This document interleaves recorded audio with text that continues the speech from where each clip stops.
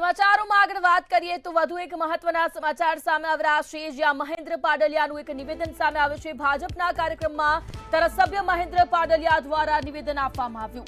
જેતપુરમાં આયોજિત કાર્યક્રમમાં વિવાદાસ્પદ નિવેદન આપ્યું। ત્યારે ધારાસભ્ય દ્વારા વિવાદાસ્પદ નિવેદન, કોંગ્રેસ પાસે ઉમેદવારો નહોતા, અમે ઉમેદવારો આપ્યા તેવું નિવેદન આપ્યું। જ્યારે ધારાસભ્યના નિવેદનથી રાજકારણ ગરમાયું છે। પૂર્વ ધારાસભ્યનું આ વિવાદાસ્પદ નિવેદન સામે આવ્યું। સોશિયલ મીડિયા પર આ વિડીયો પણ વાયરલ થઈ રહ્યો છે।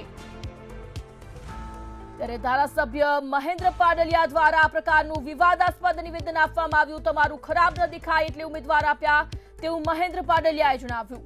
જ્યારે જેતપુરમાં આયોજિત કાર્યક્રમમાં વિવાદાસ્પદ નિવેદન આપ્યું।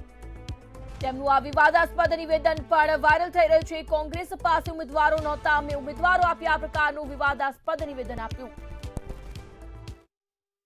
ગુજરાતની અંદર ઘણી તાલુકા પંચાયત, ઘણી જિલ્લા પંચાયત ની બેઠકો એવી છે, કેટલીક કોર્પોરેશનની બેઠક એવું છે, નગરપાલિકાની બેઠકો પણ એવી છે કે જ્યાં કોંગ્રેસના ફોર્મ ભરવા માટે કોઈ ઉમેદવાર જ નહોતા।